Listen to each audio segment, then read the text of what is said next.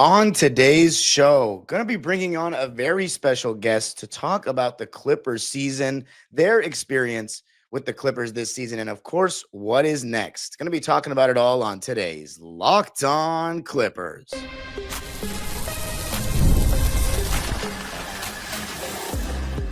You are Locked On Clippers, your daily Los Angeles Clippers podcast, part of the Locked On Podcast Network, your team every day.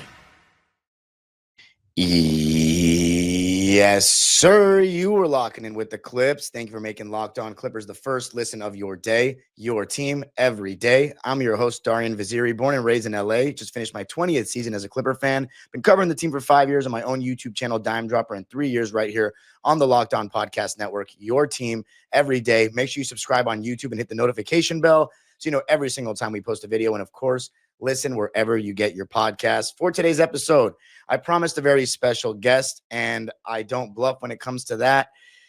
Whenever we get a member of the actual Clippers broadcast, that is a very special occasion. So joining me is one of the best, or part of the best sideline reporter local tandem in the league, alongside Christina Pink, just finishing her first year as Clippers sideline reporter from FanDuel Sports Network. It's our very own Lauren Rosen for the first time on Locked On Clips. Lauren, thanks so much for making the time. Darian, it is an honor, and it was an honor to be introduced in that way. Second shout out of the show, 30 seconds into Miss Christina Pink. She is fantastic. She has been just the most welcoming, kind. Like, I could not have gotten luckier. And while we're at it, we'll shout out Brian Sieman, Jim Jackson, Coach Fratello. Like, I got so lucky. And that's before we even talk about the team, the dome, and everything that, of course, we didn't love the ending, but the way that the team rallied and exceeded expectations overall this season, it was the best first season ever. Right. So you mentioned the team. We're going to talk about what's next, but I also first want to talk to you about you. You know, I want the fans to get to know you a little bit. So give us your background before this season. What was your experience in, I guess, reporting, the NBA, basketball, and just your journey to this point? Sure. So I'll take you back. I went to Duke for my undergrad, and while I was there, College Game Day came to town a ton, and they always hired students to be production runners, which is just a fancy way of saying get coffee, drive talent from point A to point B, stock the snack table. And I was fortunate enough to be one of those students towards the end of my college career that got to do that. So I was working up close and personal with ESPN talent in my early 20s. And they hired me to do some remote events. So I did Final Fours, I did the NBA draft. And that was when I decided, oh, this is what I want to do. And unfortunately, I was a little late to the game because a lot of folks that are broadcasters kind of knew from a much younger age that this is what they wanted to do. I sort of said, okay, listen, I'm about to graduate from college and I don't have this training. So let me figure out how to get it done. And I was so lucky to be in that environment because I was able to build relationships and mentors with folks that were already doing what I now do at the highest level, some that I'm still in touch with today. And so I ended up going and getting a second degree in journalism. A lot of people ask me if they should get the second degree. Education in this country is far too expensive, Darian, for me to recommend that formally, but it ended up being really great for me because I didn't have the training yet. So I went and got my second degree at Northwestern. I worked for the Chicago Bulls during that time. I'm trying to go quickly for you. I don't want to bore your audience because I love your audience. Whoa, wait. Before you keep going, though, where are you originally from? That's something I always wondered. Oh, my goodness. You wanted me to go all the way back. So I was born in the Bay Area. I won't tell you what year, but I was born in the Bay Area. I lived for a little bit of my childhood in New York City, but I really grew up in Houston, Texas. So my whole childhood growing up, I was a Texas girl, moved out when I could. I was ready to sort of fly the nest, North Carolina. Then we went to Chicago. After my year in Chicago at Northwestern and with the Bulls, that was when I started working for the Sixers. So prior to this season, I spent 6 seasons with the Philadelphia 76ers. That's where I got sort of my full-time start, really cut my teeth, got to know the industry, got to understand the NBA, went on the road for the first time, understood what an 82-game cycle plus playoffs looks like for the first time, went through the pandemic there, My frontal lobe developed there. So I credit Philly to a lot of who I am now because those were such formative years. And of course, I wouldn't have been able to get this role with the Clippers and graduate out of my role with the Sixers without my experience there. But I was ready and I was so excited. Like, this is the dream job, what I'm getting to do currently. And I try to remind myself every time I get to do it. So 6 seasons in Philly and then moved over to the Clips last season. And it was without a doubt the greatest season of my career. Just so special in so many ways. So we can get into that if you're interested, but that's the trajectory. No, see, I had questions listed, but now I have like the follow-up questions. Go ahead. Listen, I got time today, so we can go. So first off, when you went to Duke, well, actually, no, first I want to go back even further. Were you a Houston sports fan growing up, like the Houston Rockets and stuff? No shame if you were, of course. Ask if I watched James Harden play in the Toyota Center in high school. The answer is yes, which dates me a little, but not too much because he was there for a while. Right. Yeah, I was a Houston sports fan. I rooted for the Texans, the Astros, the Rockets, the whole thing. I went to Rockets games with my dad. So I remember a few Clipper favorites in their Rockets days from my time as a fan. That's awesome. Okay. So when you went to Duke, what was your, because I did journalism for my undergrad. What was your original major? So I majored in English, political science, and theater studies. I always thought I wanted to work in politics. And as that became realer and realer, closer to my graduation, I decided for a plethora of reasons that wasn't for me. And I enjoyed the ESPN experience so much that so many of the skills I was learning in political science, I tell people this all the time, are super transferable to sports. Like, it's kind of the closest thing you can get. Politics and sports, there's usually 2 teams. There's tons of work and power and lots at stake facing off against one another. There are usually winners and losers. The way that you tell a political story isn't that different from how you tell a story in sports. And so I was able to luckily take some transferable skills out of that degree that I worked really hard to get. And you'd think maybe I don't use all that much in my day-to-day now. What made you want to go back to school and do journalism? Yeah, so it was literally that ESPN experience. I had never had an experience where I saw someone working and I said, oh, bingo, I want to do that. And it was when I was working with Jay Billis, Jay Williams, Reese Davis, Seth Greenberg, and Maria Taylor that I sort of watched the show they were putting together for Basketball College Game Day. And I said, that's what I want to do. And I think I could. But there's a lot of distance between me and them.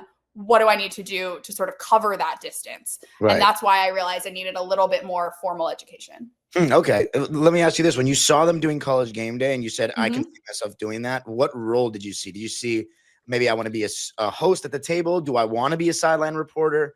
Yes. Yes and yes. I was really drawn to what Reese was doing because Reese is sort of one of the all-time greats as far as navigating a conversation with multiple personalities coming in and out. He also is incredibly kind. So I'll always just remember the way that he treated people. I think that I was super attracted to maybe having his exact role and treating people the way that he did at some point in my career. And then obviously watching Maria at that time, who was like this really up and coming, wonderful reporter. I knew that was something that I was attracted to as well. Obviously, there's a big component to what women were doing at the time. And I'm lucky that since then, there are a lot of women working as analysts, working as play-by-play, but it wasn't really on my radar at the time that I decided to go for it. And I think that's probably why I was most attracted to sort of that host or reporter role that I saw them doing. Nice. Okay. That makes a lot of sense. So when you started working for the Sixers, did you get that through like, because I'm always wondering, because there's people out there, so many people out there that are looking to make something of themselves in the field, and journalism is super competitive. Like for me, I graduated during COVID and I didn't have too much experience under my belt. So I was envisioning potentially going back to school for more formal education as well. But I ended up getting, I started my own thing, and then Locked On came around. I kind of got it from there. So I've just been steady going with it. But my question was going to be, so yeah, how did the Sixers job come around and getting into the NBA world? Was it just through the connections from Duke and whatnot? I'm sorry, from Northwestern? No. So what it really was, I will be super honest, it was a lot of Twitter DMs. It was a lot of cold emailing. It was a lot of applying to stuff online and never hearing back. I sort of decided I was going to reach out to folks, and I knew the NBA best at that point because I had been so closely tied to college basketball. And then I had done a year as I was on the PR side, but with the Bulls, I really loved the environment. I loved the game. And at that point I knew the game really well. So I sort of looked around the NBA and I said, okay, here's a list of people whose job I would love to have someday. And I just got writing. I found a platform to reach out to each of them. There's a man by the name of Brian Seltzer, who was the internal reporter for the 76ers prior to me going over there. I reached out to him. He was one of very few people. I mean, Darian, I would say like 3 of every 50 people that you reach out to blind actually respond and are willing to have a conversation. And he was one of them. So I had friends living in Philly at the time. I said, hey, I'm probably going to be in Philly sometime this summer. Any chance we could grab a coffee? And he said, why don't you come to the facility? Like, he was just so nice, so friendly. And I said, of course, tell me when and where, and I'll be there. And as it turned out, they were hiring someone at the time to write for the website. So previews, recaps, just like sort of snackable content for Sixers.com. They needed an internal voice to take all of that on. I had been trained at that point in broadcast. I knew I wanted to be a broadcaster, but I also knew I really wanted to be in the NBA. So when an NBA content job came open, I was like, I need to try this and see if I can parlay it into something else. So sure enough, took that role, was really writing for the site for my first year, started doing some podcasting, then started doing some on-camera stuff. So I had to, like you said, there's no linear path, right? You graduate in the pandemic, you start your own thing. Now you're podcasting, I see your content, you're doing a ton, right? No one has the same story that you have, and no one has the same story that I have as far as all the people that I've met in and around the industry. And that happened to be my path. But again, it's not one that I would necessarily recommend to folks that reach out. What I recommend is that you're really tenacious and you figure out what you want to do and then figure out what your steps are going to be to get there. Remind me how many years you said you worked for the Bulls? I didn't even know that part of your career. Just one. I was a PR intern. So back then there was no automatic transcription, like their transcribing apps that a lot of reporters, I still do it all by hand. I don't know why, but I should probably at some point yield to the technology. But that wasn't a thing at the time. So my role with them was going to every presser, coaches, players, pregame, postgame, recording, and then heading back to the media room and typing everything up, blasting it out to the reporters. And that was a role at the time because there was no automatic transcription. I think I would be willing to guess that most teams use the automatic stuff now, but because it didn't exist, I got to have my start around an NBA team for a season, which sort of confirmed what I already knew, which is that that was where I wanted to go. Right. And coming up, we're going to talk more about life as an NBA sideline reporter with the Sixers and, of course, your LA Clippers.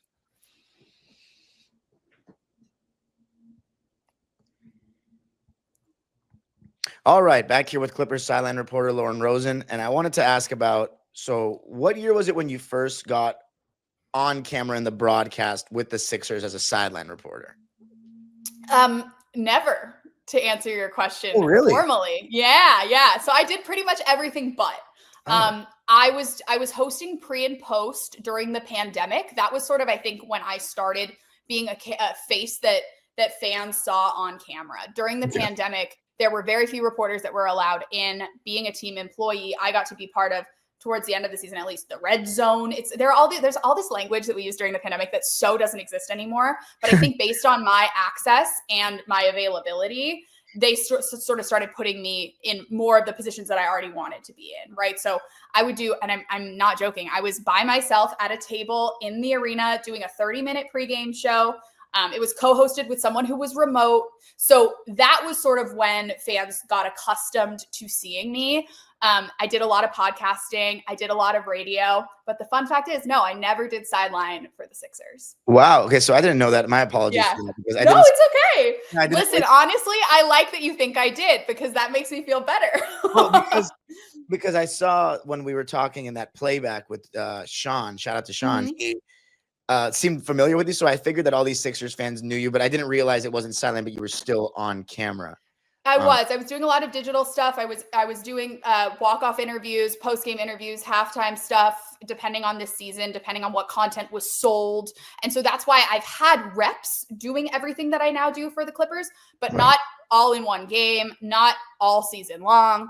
And that's exactly what I wanted, was to have that consistency, that sort of formal structure that people are used to seeing the person in my role doing. And the Clippers offered me that. And so you were doing all that for the Sixers all the way up until the 2023-24 season, right? Yeah, all the way up until training camp last season. I went to training camp with the Philadelphia 76ers last year. Wow. I was in the Bahamas when I found out about this job.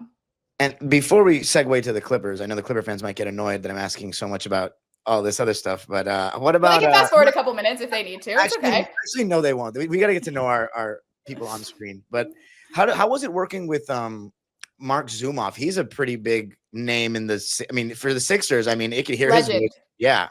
Yeah, legend. So my first couple years I was with Mark, and then my last couple years I was with Kate Scott, and they are both spectacular in different ways. Mark was obviously a voice that was there for decades. People associate his voice with the Iverson era. They associate his voice with the process. He was a true like local legend. So good at what he did, so beloved. And then watching Kate Scott come in and have to take over. And I'll remind you that Kate and Lisa Byington were the two first NBA female play-by-play announcers. They started in the same season. Lisa, of course, is in Milwaukee. Kate is in Philadelphia. And so for Kate to have to take over in a market that was as intense as Philadelphia and be the first, she had a tall order to complete. And watching her body it over time was really special. She and I also are close friends, so I'll add that. But watching her move through that space for the first time, taking over, filling these huge shoes with her small feet was really, really special. And so, yeah, I've been really lucky throughout now, Sixers to Clippers, to work with amazing play-by-play folks. I hope you're going to ask me about Brian. So let's make sure we get back to Brian. Of course. Now, coming over here now, was it just like, oh, the Clippers need another sideline reporter, and they came to you? Like, how did that happen? Yeah, I mean, I don't know. Luckily, I have an agent, and she is incredible. I don't know. They needed someone to do the B side of Christina's games. I was asked if I was interested. It was an enthusiastic yes. Spoke to some folks. One thing led to another, and I get a phone call at training camp asking if I wanted to come out to LA. And I said yes. So it was really cool. It was the sideline opportunity. And then Christina and I on the road do the pre and post game show as well. So getting to sort of, let's tie it back to my ESPN experience when I was just holding Starbucks trays, getting to do Reese's job and Maria's job in the same game. I mean, that was literally the dream. And so it was a pretty quick and easy yes for me. Yeah. And I mean, especially with all the stuff that Christina does with the NFL on Fox, you definitely get a lot of, opportunities and a lot of. They threw me right in. They threw me right in the beginning of this season. I got to go on the road a ton. My first two games were the second two games of the season. So games 2 and 3, we were at Denver and at Golden State. It was a back-to-back. So we won them both. And yes, we did. And that first game, listen, I got some positive feedback. God bless anyone that said nice things to me after the first game. But I was so nervous and I was so self-critical. And the best thing that could have happened, players talk about this, is to have to go do it again the next day. That's the beauty of the NBA season, right? Is you don't have a lot of time to dwell on whatever performance happened in Denver, because by the time you're done processing it, you're in a new city and you've got to be prepared for the next day. You got to know the scout for the next day. So just a really cool whirlwind getting through those first two games. I'll never forget either of them. Shout out to everybody on that broadcast crew. That trip would have been me, Brian, and Jim, and they're just, oh my God, they're the best. Stephen Rose, our producer, like it's a family affair. They welcomed me in so quickly, and if they hadn't, I might have been even more of a ball of nerves than I was. Yeah, tell me about that adjustment to LA, living in LA, being part of the Clippers organization, and seeing the difference. The Sixers are a pretty storied franchise. The Clippers are obviously. We're trying to make something of ourselves in recent years with Ballmer and all that. And you've obviously mentioned Brian and Jim and all those guys. If you want to mention more, go ahead. But yeah, that adjustment to the Clippers organization and the city of LA. Yeah, more parallels than you would think between Philly and LA. And that's not just because so many players have played on both teams during my tenure, but it was familiar because I had I wasn't in any rooms that I hadn't been in. I had been on the road with Philly, right? So obviously, Intuit Dome was new to everybody, but I had been to LA once a year. We had played the Clippers once a year. I had plenty of familiarity with Ty Lue. I had plenty of familiarity with the players that I was going to work with, the ones that I had worked with as Sixers and the others, right? So luckily, I had that comfort level. I knew what it was like to go on the road with an NBA team. I knew what the schedule would look like. I had friends of friends that knew different people in the front office. So I can't even tell you, the transition was so smooth. And that really is a credit to the Clippers and to FanDuel, the folks that I had to deal with every day could not have been more welcoming, and they didn't have to be, right? We're all professionals. Everybody's there to do a job. You don't have to really help the person that's sitting next to you that has nothing to do with what you're doing. And everybody did. Like I cannot say enough good things about that group, especially in those first few weeks, because it's a lot. It's a lot anytime anyone gets a new job, Darian. It's anytime you move across the country, like, come on, that's a lot for everybody. So the fact that so many people went out of their way to make me feel really comfortable and really welcome, I will never forget those first few weeks and really the first season. Amazing. And coming up, we're going to talk a little bit more about some of the players on the Clippers, how they are to cover, and of course, what's next.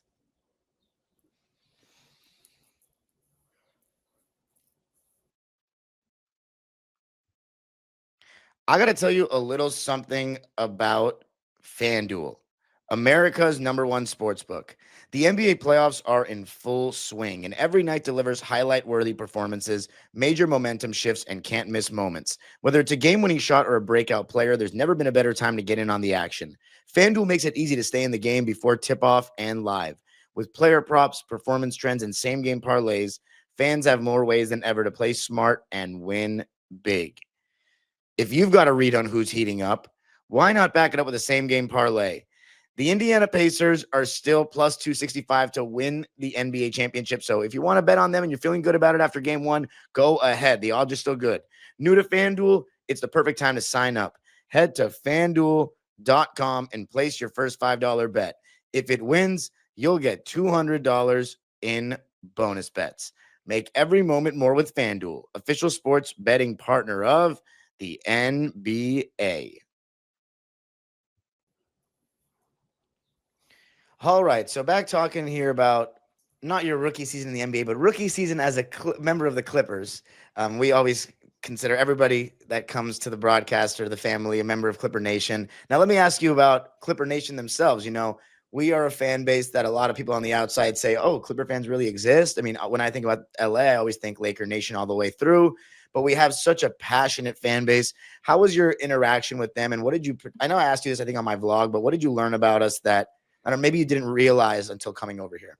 Well, listen, I think a lot of people learned a lot about Clipper Nation this season. Yeah. I think back most poignantly to game 3 of round 1, the first playoff game at Intuit Dome, the first playoff game and first playoff win in Intuit Dome history. And the way that folks, even online, I'm very online. I see everything. I read everything. I probably shouldn't.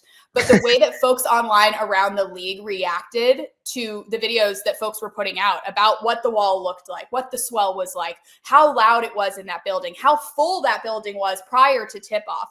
Because I've been in a lot of playoff environments, and I can tell you that there are playoff arenas around the league, not Philly, but some of the teams that Philly went out and played, where the building's like half empty at tip-off for a playoff game. Like, come on now, we gotta lock in.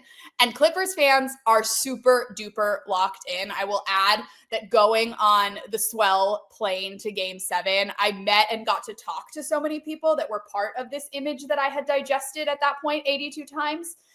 And everybody, not only are they so passionate, but they're positive, which I think is really refreshing. And listen, I know that there's plenty to gripe about as part of a fandom of any team, but the positivity on that plane, bus to bus, even flying home, everybody was just so thrilled to be part of something special.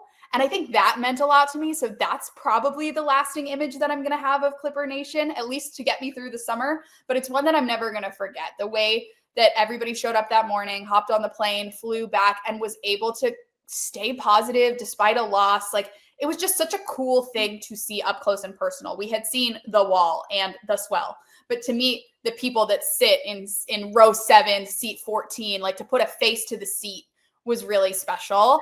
I had a great time. And I'm sad that was our last game of the season, but I'm so happy that I was able to have that experience because it was so unique.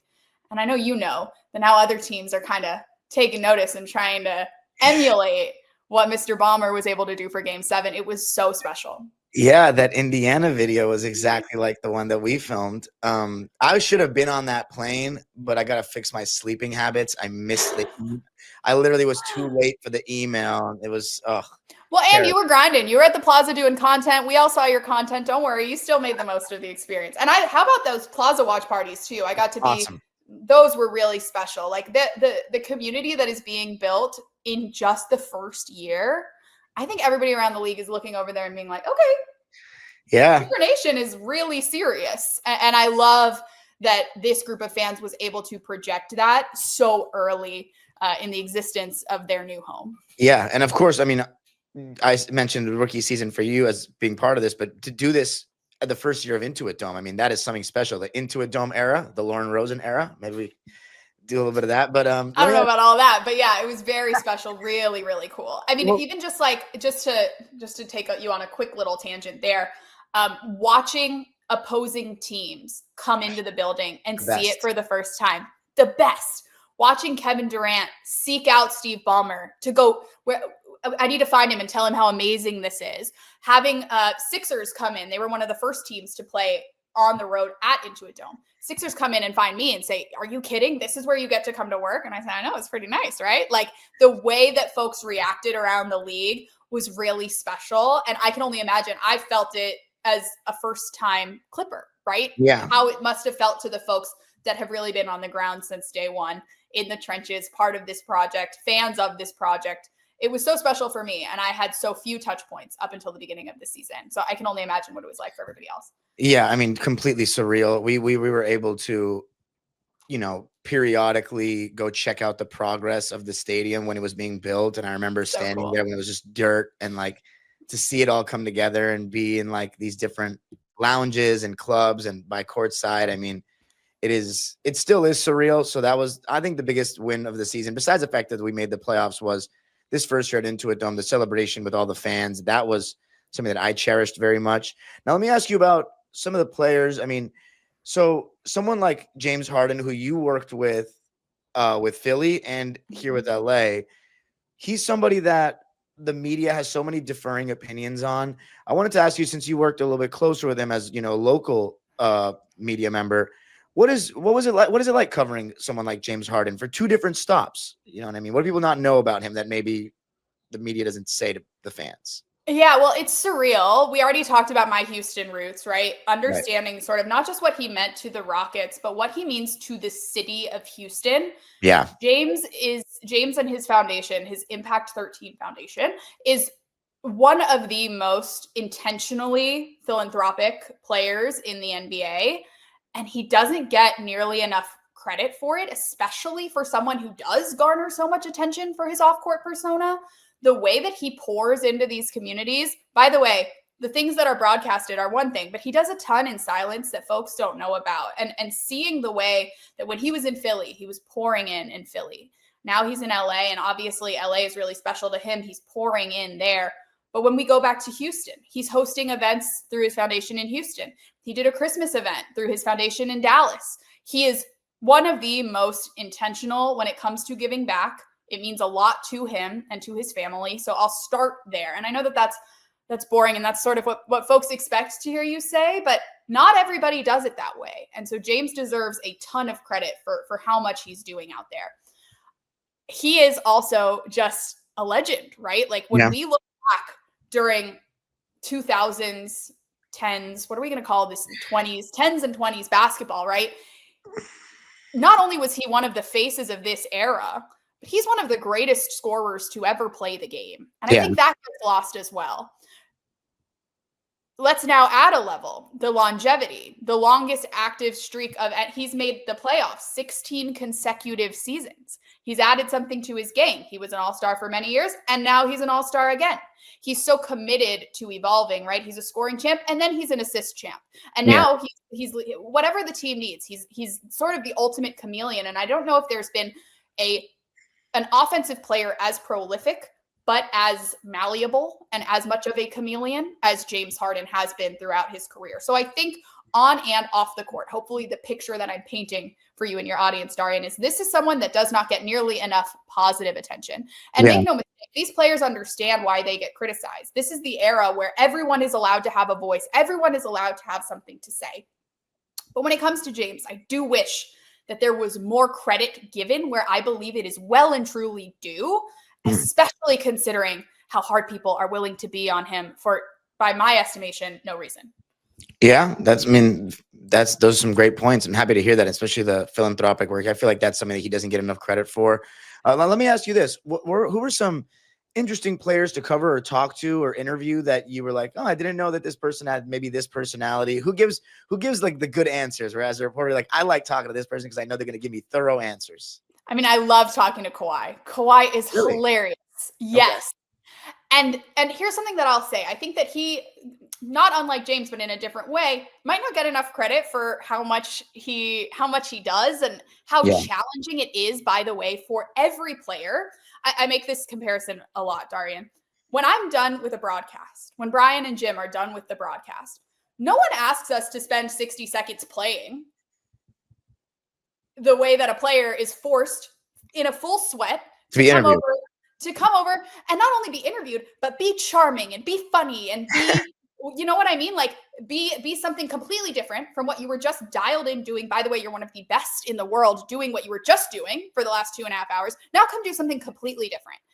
This is not what they are trained to do. This is not what they are paid to do. Obviously, there are certain things that are contractual obligations when it comes to working with media, but just because Kawhi isn't necessarily the most naturally vivacious in media doesn't mean that he is not hilarious and smart and thoughtful. So I loved working with him for the first time because that was sort of a personality that I didn't know exactly what I was going to get, but he could not have been lovelier.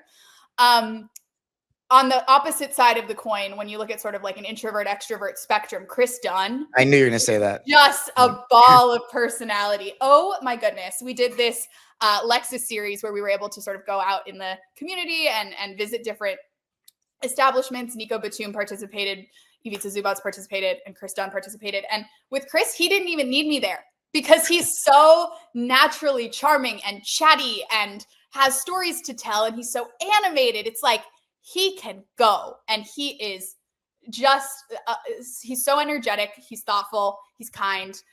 So I would say in terms of players that I was working with for the first time, those two, I don't know though, but now I want to talk about Ivica Zubac, who is everything that everyone advertises. Yeah. Just lovely, thoughtful, interesting, introspective, really hard on himself, and just a great interview overall. Like he really thinks, he answers thoughtfully. He's happy to do it, even though it's his second language too. I always try to think about that. Like, not only are they asking you to come do something that has nothing to do with your job, now you have to do it in a different language. Like the guys don't get enough credit for those moments that we put them in. And so I would say that who am I missing? I mean, Norm is a delight. Yeah. I had a really good, I'm not blowing smoke, I had a really good experience with everybody this year. No, that's amazing. And I mean, it's great to hear the different sides of, Kawhi's personality and how you like working with him, and especially Chris Dunn. We saw so many of those, extrovert kind of moments from Chris Dunn throughout the season. Now, let me ask you the last question. As far as the team, obviously you mentioned slightly disappointing ending, but we still had a very good season. What's the next step for the Clippers? What do you think we can do? I'm not asking for players specifically because I know you said that, but what, areas of the team, what do we have to look forward to next season? Because we do have a little bit of an older roster, with Kawhi and Harden being our best players. But there was a lot of good stuff to take, like if it's Zubac's development and all that. So what do you think the Clippers, what are the positives to look forward to next year besides just year 2 of the Intuit Dome? I mean, that's a big one. So I'm glad you got that one out of the way. I urge people to sort of reconsider the season at a glance. When I came in, and by the way, I wanted to give you this shout out much earlier in our conversation, but I got this job. Like I said, training camp had begun, preseason had begun, teams were fully formed already. I didn't know the Clippers roster. I didn't know what was going on day to day with the Clips. I was at the last day of Sixers training camp, and I went on my phone and I went into the podcast app and I said, I got to start listening to some Clippers pods. And you were the first one that popped up. I listened to Locked On the beach in the Bahamas as I was sort of starting to spin my gears about this real possibility that I was going to make this cross-country move in the next 2 weeks. So thank you. Well done. Thank you. They always say you never know who's listening. Yeah, exactly. You do. You never know who's listening. So to answer the question though, what's next? So season at a glance. At that point, the conversation surrounding the Clippers was, gosh, this team's probably not going to make the play-in.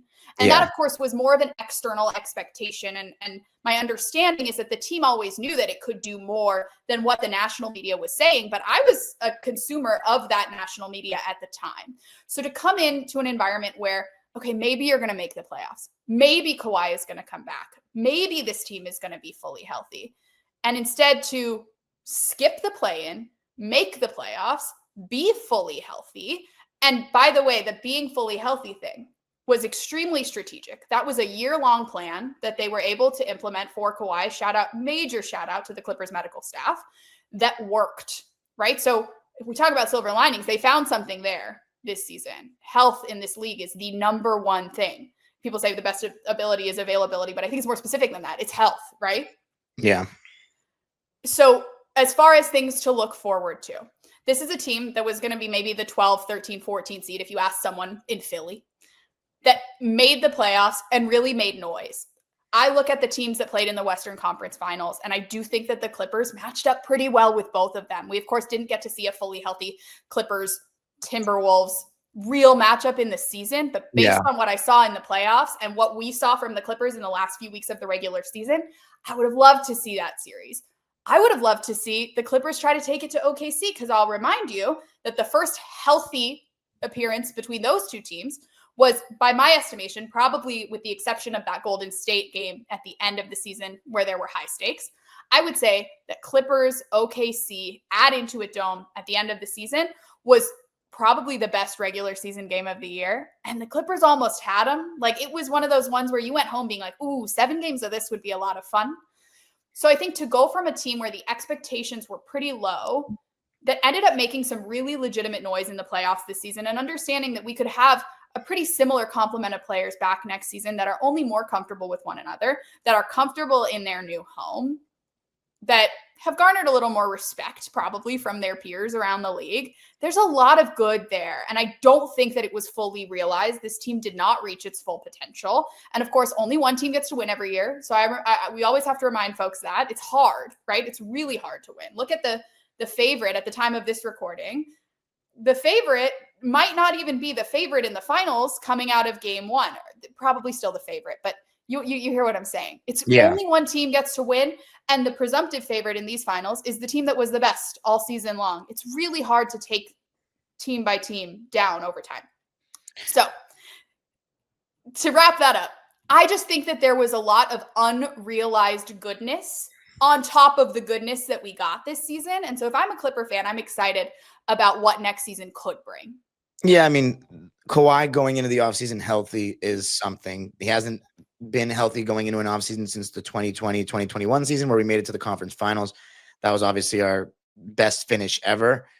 And then if it's Zubac's development, that is something that everyone's going to look forward to, another year of that. And I feel like the second half of the season is when we started looking at him as more of like a go-to guy. Fans have been asking for more Zoo touches for a long time, and I hope that going into the start of next season, we'll look at him as that and kind of make it so that, like, hey, let's get Ivica Zubac into the All-Star game, because he was creeping around in that conversation. Obviously got all defensive team nod, but we want to see him get into that All-Star game, especially given that it's going to be right here in our backyard, at our house, Intuit Dome this upcoming year. So, yeah, you had something to say about that? Well, just the amount of respect that he earned for himself by the end of that playoff run, too. Understanding that Jokic had one of his toughest playoff series, perhaps, at least in the prime of his career. Yeah.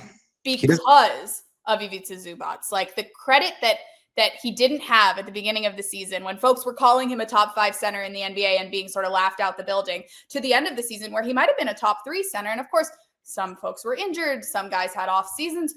Whatever, he did it. And I am so impressed by him. I am so excited that he's still a Clipper. I'm so excited that, well, I mean, listen, this is such a homegrown success story too, when you consider what he came down the hall at crypto for, right? And the way that he was sort of counted out throughout his career to what he has become. Clipper Nation is lucky with that guy. And as great as he was on the court, he is just so lovely off the court. He's so easy to root for. So yes, had to give Big Zoo his flowers before we moved on. Yeah, it seems like everybody that I've talked to about the people that have actually come into contact with Zoo and know him, I've only said good things since he's been a Clipper. Same. So, yeah, so that's amazing to hear. So here's my final questions for you. What are some personal goals for you for year 2, in your own work? I know you probably have some.